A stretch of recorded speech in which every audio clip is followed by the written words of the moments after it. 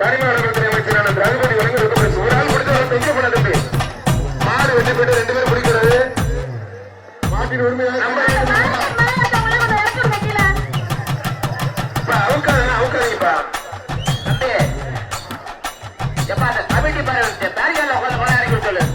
திருப்பத்தூர் நலத்துறை அமைச்சர் சிறுவி மெய்யநாதன் அவர்களுக்கும் மாவட்ட செயலர் கே செல்லப்பள்ளி அவர்களுக்கும் மாடு அவுக்காதீங்க